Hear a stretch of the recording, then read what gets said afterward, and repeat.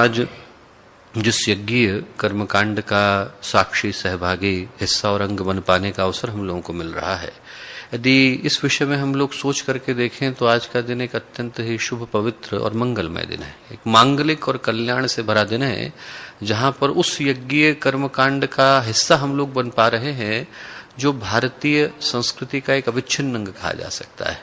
भारतीय संस्कृति का आधार ही यज्ञ है। इतना ज्यादा गहरा, घनिष्ठ, अटूट और प्यारा संबंध यह है कि गुरुदेव ने जब देव संस्कृति के निर्माताओं की बात करी तो यही कहा कि दो ही निर्माता है, एक यज्ञ पिता के रूप में है और एक गायत्री माँ के रूप में है। देव संस्कृति के निर्माता यज्ञ पिता, गायत्री माता, कि वही दो लोग मिलकर के इस पूरी भारतीय संस्कृति का आधार बनते हैं। और ये संबंध इतना गहरा, इतना घनिष्ठ, इतना मजबूत और इतना प्यारा है कि यदि किसी दिन कोई यज्ञ की इस परंपरा का विध्वंस कर दे, कोई उसके ऊपर आघात पहुंचा दे, तो यहां तक कहा जा सकता है कि आज भारतीय संस्कृति का मेरुदंड टूट गया। Vertebral column is gone. आज के बाद भारतीय संस्कृति को सिर्फ जो है वो बिस्तर के ऊपर अपना जीवन गुजारना पड़ेगा। और ये बात इतनी ज्यादा सत्य है, आप उठा करके देखिए, पुराणों को देखिए, इतिहास को देखिए, आख्यानों को उठा करके देखिए। द्वापर के समय से लेकर अब तक सुबाहु, मारीच, ताड़का, ये सब के सब मिल करके एक ही यज्ञ को विध्वंस करने के लिए क्यों पहुंचते हैं? क्योंकि उनको पता है कि यदि यज्ञ का हम लोगों ने विध्वंस की व्यवस्था बना दी, उसको नष्ट कर दिया गया, उसके ऊपर आघात पहुंचा दिया गया, तो हम भारतीय संस्कृति के आधार स्तंभ को तोड़ देंगे। इसीलिए लगभग हर स्थान पर, पर्व कोई सा हो, त्योहार कोई सा हो, आयोजन कोई सा हो, उद्देश्य कोई सा हो, बिना यज्ञ के हम भारतीय संस्कृति के किसी भी कृत्य को पूरा मानते ही नहीं।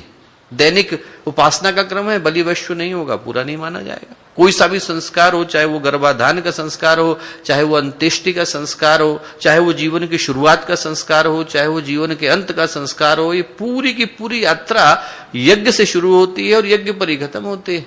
जब आदमी अपने प्राणों को त्याग देता है तो शव को ले जाकर के हम चिता के ऊपर रख देते थे और कहते थे आयुर्यज्ञ न कल्पताम, बाहुर्यज्ञ न कल्पताम, चक्षुर्यज्ञ न कल्पताम। हे प्रभु, आपने आयु दी, लौटा रहे हैं।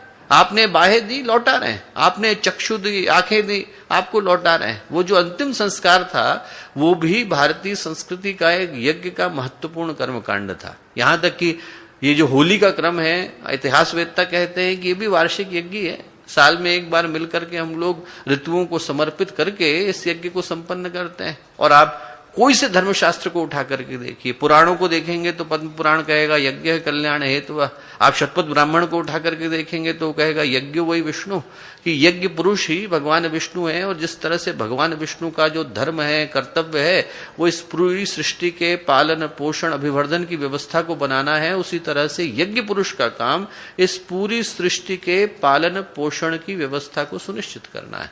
यज्ञ विश्वस्य भुवनस्य नाभि, ऐसा शास्त्र कहते हैं कि इस पूरे विश्व ब्रह्मांड की जो नाभि है, प्लेसेंटा है, वो यज्ञ है। जिस तरह से गर्भ के अंदर बैठा हुआ शिशु मां से जो है न्यूट्रिएंट्स को, पोषण को उस प्लेसेंटा के माध्यम से प्राप्त करता है, अम्बिलिकल कॉर्ड के माध्यम से प्राप्त करता है, वैसे ही ये जो यज्ञ की परंपरा है पूरी सृष्टि के पोषण की व्यवस्था को बनाती है। शास्त्र कोई सा ले, महापुरुष कोई भी हो, कहीं से भी उन उक्तियों को हम लोग उठा करके ढूंढें, एक बात जो स्पष्ट रूप से देखने को मिलती है वो ये देखने को मिलती है कि भारतीय संस्कृति की कल्पना बिना यज्ञ के संभव नहीं। और जब इतने पवित्र कर्मकांड का हिस्सा बन पाने का सुयोग, सौभाग्य हम लोगों को मिल रहा है, जहां पर कोई धर्मशास्त्र, जहां पर कोई कृत्य, कोई आयोजन, कोई भी व्यवस्था बिना यज्ञ की पूरी नहीं मानी जाती, तो उस कर्मकांड का जो तत्व दर्शन है उसको समझ लेना जरूरी हो जाता है।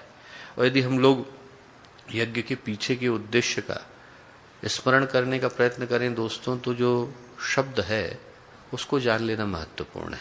यज्ञ का जो शब्द है वो यजन से निकल करके आया, और यजन शब्द के अनेकों अर्थ है, पर जो महत्वपूर्ण अर्थ है वो देव पूजन का है। देव पूजन का मतलब है कि उन शक्तियों का पूजन जिनको देवता कहलाने का अधिकार हो। देवता कहलाने का अधिकार हर एक को नहीं होता। देवता कहा उनको जाता है जो देना न सिर्फ जानते हो बल्कि देने का अधिकार भी रखते हो और देने का भाव भी रखते हो। पेशवा बाजीराव की कथा आती है, अपने सहयोगी थे नाना फडणवीस, उनके साथ जा रहे थे। रास्ते में एक लड़का देखा, और रास्ते में जो लड़का देखा उस बेचारे के पास आधे कपड़े थे, आधे नहीं थे।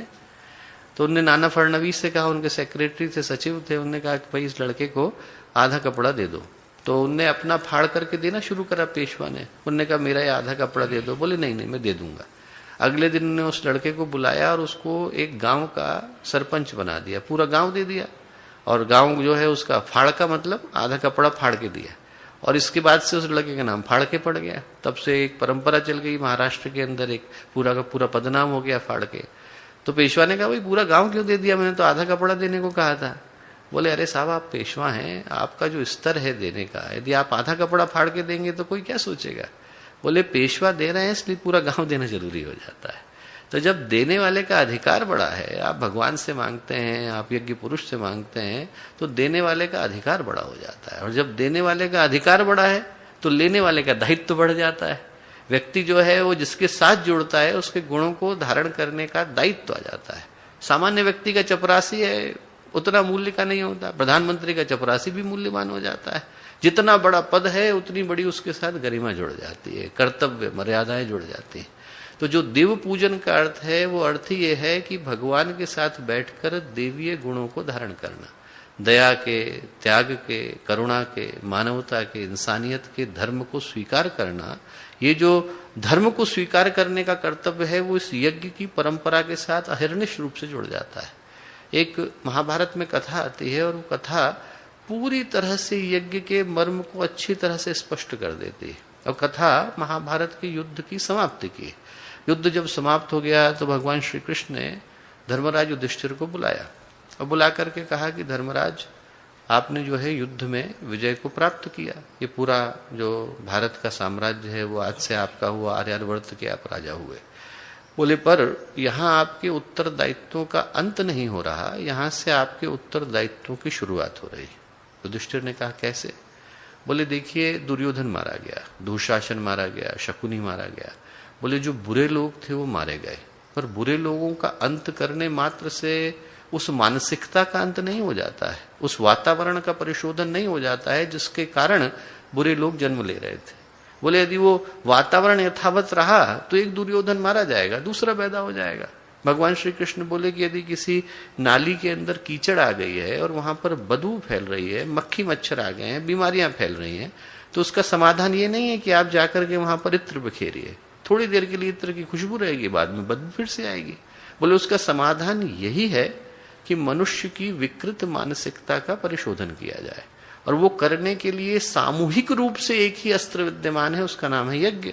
भगवान बोले कि आप इतिहास उठा करके देखिए, जब पृथु ने पृथ्वी की स्थापना करी तो क्या किया? यज्ञ किया। भगवान राम ने रावण का वध किया और करने के बाद सबसे पहले जाकर अश्वमेध यज्ञों की श्रृंखला को संपन्न किया, ताकि वो जो मानसिकता थी जिसके कारण रावण जैसे पुरुष पैदा होते थे, रावण की तरह के व्यक्तित्व पैदा होते थे, उस मानसिकता का परिशोधन किया जा सके। तो भगवान कृष्ण बोले यही कार्य अब आपके जिम्मे है। आपने अंधकार को परास्त किया वो तो ठीक है, पर आप प्रकाश के आगमन की व्यवस्था बनाइए। प्रकाश के आगमन की व्यवस्था बनाना भी आपका काम है। युधिष्ठिर ने कहा ठीक। उनने अश्वमेध यज्ञ के श्रृंखला को आरंभ किया। यज्ञ हुआ, सबने देखा कि जब यज्ञ समाप्त हुआ तो एक नेवला कहीं से आया, आधा सोने का आधा सामान्य। और वो नेवला आकर मिट्टी में लेटने लगा, कभी इस वेदी में लेटता, कभी उस वेदी में लेटता। और थोड़ी देर इधर उधर लेटने के बाद बहुत ही दुखी, परेशान हुआ, निराश हुआ और वहां से जाने लगा तो भगवान कृष्ण ने बुलाया। बहुत सारे लोगों ने देखा कि भाई एक नेवला आया, आधा सोना आधा सामान्य, और ऐसा जमीन पर लेट रहा है, परेशान सा है। सबके मन में कौतूहल हुआ, उन्हें बुलाया। भगवान श्री कृष्ण ने कहा क्यों भाई नेवले, बड़े परेशान लग रहे हो, क्या बात है? बोले भगवान बहुत ही आशा के साथ यहाँ आया, अब बहुत निराशा के साथ जा रहा हूँ। भगवान ने कहा क्यों? बोले आप देख सकते हैं मैं आधा सोने का हूँ। बोले हाँ। बोले आप जानना चाहेंगे मैं आधा सोने का कैसे बना? बोले हाँ बताओ। बोले भगवान मैं महर्षि मुद्गल के आश्रम में निवास करता हूँ, उनकी झोपड़ी के पास में जो छोटी सी झाड़ी है वहीं पर रहता हूँ। बोले महर्षि मुद्गल जो है सामान्य तपस्वी नहीं है, उत्कट कोटि के तपस्वी है। वो शिलोंच व्रत का पालन करते हैं। शिला कहते हैं उन अन्न के दानों को जो स्वतः गिर जाते हैं, किसी से छीने नहीं गए, किसी से मांगे नहीं गए, याचना नहीं करी, उसके लिए कोई हमने कुकृत्य नहीं किया।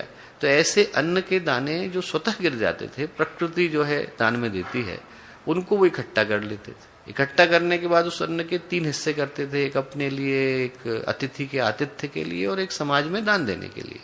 और उस अन्न को भी वो पूर्णिमा अमावस्या को ही ग्रहण करते थे। तो बोले वो अन्न ग्रहण करने के लिए बैठे थे, इतनी देर में एक व्यक्ति आया, और जो व्यक्ति आया वो व्यक्ति पूरा ऊपर से लेकर नीचे तक कोढ़ से ग्रसित था, उसके घाव हो रहे थे, घावों में से मवाद बह रहा था, उसमें से खून बह रहा था, कष्ट से भरा हुआ था, मुंह से बदबू आ रही थी, शरीर से पीड़ा निकल रही थी। और बोले वो कई लोगों के पास गया, जहां जहां गया हर व्यक्ति ने दुत्कार के भगाया, दूर जाओ, हमारे पास मत आओ, इधर बहुत बदबू आ रही, दूर जाओ।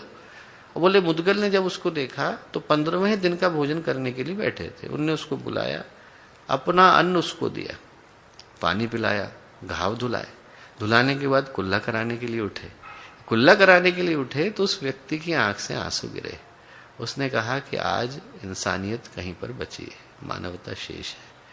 अब बोले वो जो आंसू गिरे, नेवला बोला भगवान श्री कृष्ण से, वो बोले मेरे पीठ पर आके गिरे, जहां जहां गिरे वहां वहां से सोने का हो गया, बाकी जगह से खाली रह गया। बोले तब से भटकता घूम रहा हूं, जहां सुनता हूं कि कोई धार्मिक कर्मकांड हो रहा है पहुंच जाता हूं कि शायद इस जगह पर, यदि इस जगह की मिट्टी से अपने आप को छुलाऊंगा तो सोने का बन जाऊंगा।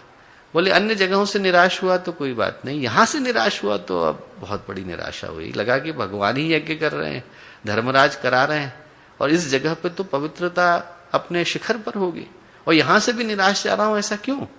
तो भगवान कृष्ण ने इतना प्यारा उत्तर दिया। बोले इसलिए निराश जा रहे हो नेवले कि हम लोग तो यज्ञ को कर रहे हैं, मुदगल यज्ञ को जी रहे हैं। जो यज्ञ को जीता है वो यज्ञ का होता बन जाता है, धुर्यु बन जाता है, ब्रह्मा बन जाता है, उद्गाता बन जाता है। जो यज्ञ का धर्म है, जो यज्ञ का मर्म है, जो भारतीय संस्कृति का मर्म है, वो इस कहानी के अंदर सन्निहित है। यज्ञ कर्मकांड मात्र नहीं है, जीवन शैली है। एक ऐसी जीवन शैली है जिसमें दूसरे का कष्ट अपना हो जाता है, जिसमें दूसरे की तकलीफ अपनी हो जाती है, जिसमें मानवता सर्वोपरि हो जाती है। और यदि वो गुण हमारे अंदर आ जाता है, दूसरे के आंसू पोंछने का भाव आ जाता है, दूसरे के कष्ट को सह पाने का, बांट पाने का भाव आ जाता है, तो दोस्तों हम यज्ञ को समझ जाते हैं। हमारे अंदर फिर वही स्वर्णिम प्रकाश आ जाता है जो उस नेवले के अंदर आ गया था, जो अपनी चमड़ी मुदगल के यहाँ गिरे अन्न के टुकड़े से छुला के आया था। दिल होने मात्र से बात पूरी नहीं होती। दिल नहीं होगा तो हम शमशान में पड़े होंगे, कब्रिस्तान में पड़े होंगे। दिल तो एक मशीन का नाम है। दिल तो जो है लुहार की धोखनी की तरह से लब डब करता रहता है, उसका होना इतना महत्वपूर्ण नहीं है। दिल है कि नहीं है ये तो शरीर के लिए जरूरी है, दरिया दिल है कि नहीं ये मानवता के लिए जरूरी है। इंसान जब दरिया दिल होता है तो उसके अंदर यज्ञ का भाव आ जाता है। जो यज्ञ का सूत्र है, संकेत है, वो यही है कि इंसान अपने अंदर इस भावना को पैदा करे। इस भावना को पैदा करता है तो फिर गुरुदेव की उस सूत्र को प्राप्त कर पाता है जो गुरुदेव ने कहा। यज्ञ की कोई परिभाषा है तो एक ही है, मनुष्य में देवत्व का उदय।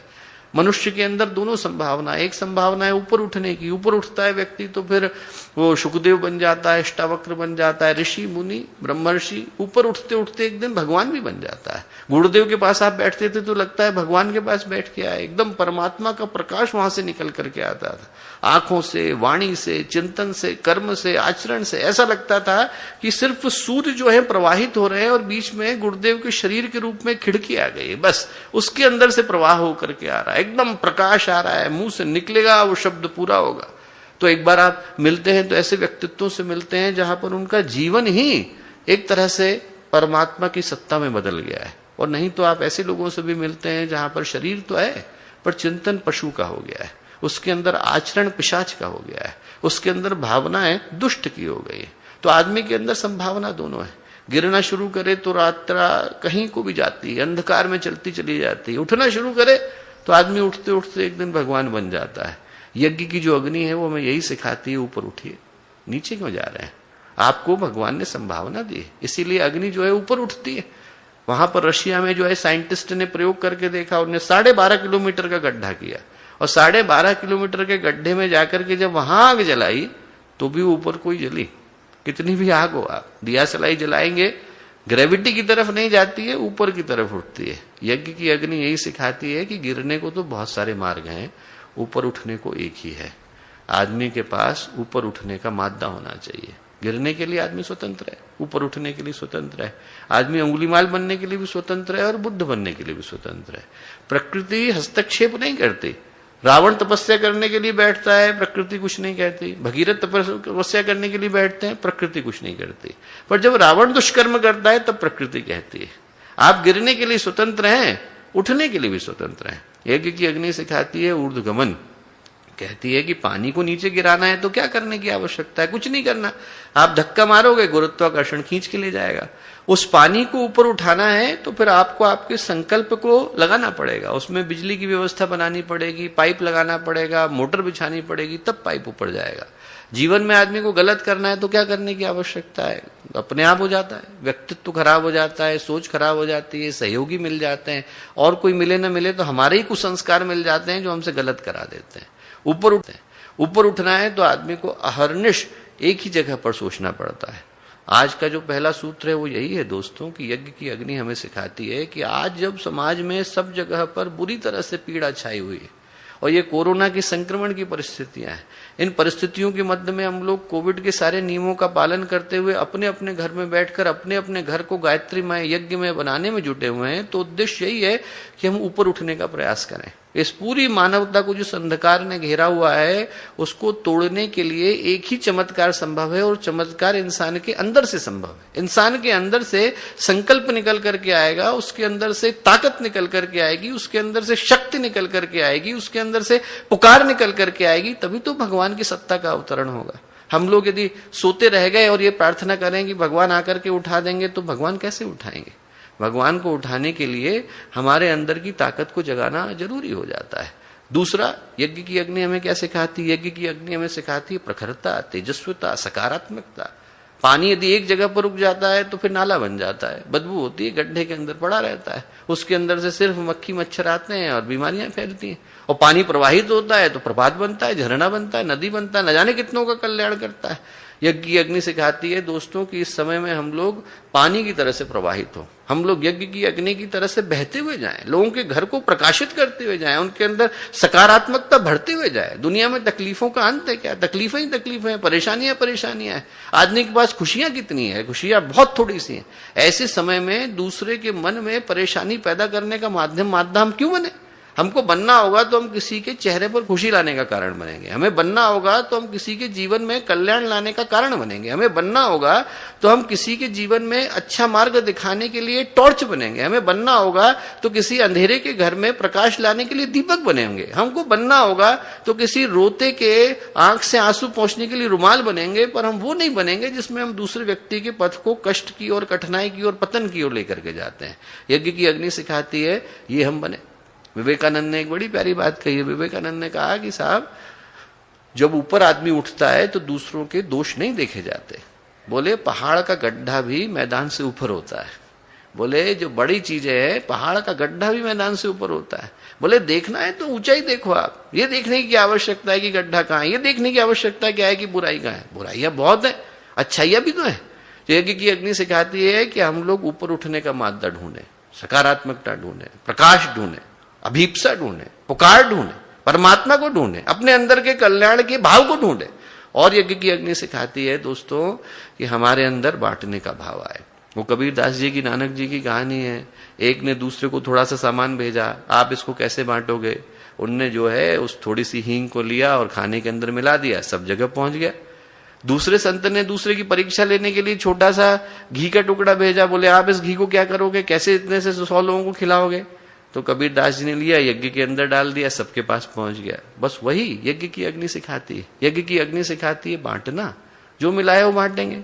आप इसमें घी लगा रहे हैं, आप इसके अंदर सामान ले रहे हैं, घी से आप क्या कर लेते? ज्यादा से ज्यादा पूड़ी बना लेते, कचौड़ी बना लेते, समोसा बना लेते। कितने लोग खाते? 2 लोग खाते, 4 लोग खाते। अब जब वो यज्ञ की अग्नि के अंदर चला गया तो न जाने कितनों के अंदर शुभ भाव, शुभ संकल्प, शुभ संवेदनाएं जगाने का कारण बनता है।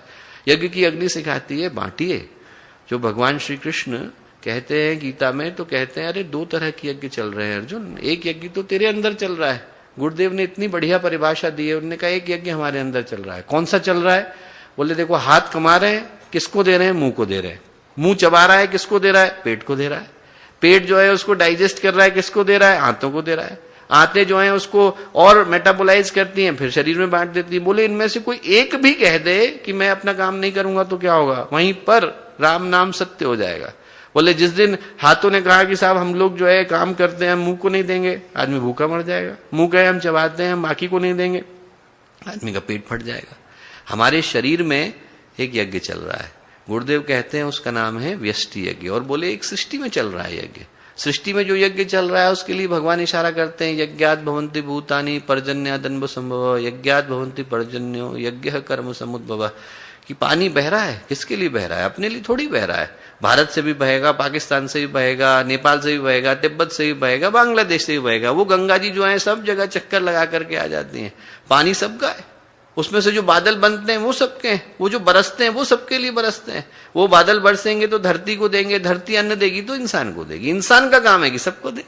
हमारा काम है कि हम जिस यज्ञ का हिस्सा बने हैं उसमें बांटें। तो जो गुरुदेव ने सिखाया कि यज्ञ का अर्थ है बांटिए, सबको जो मिला बांटिए। और आज की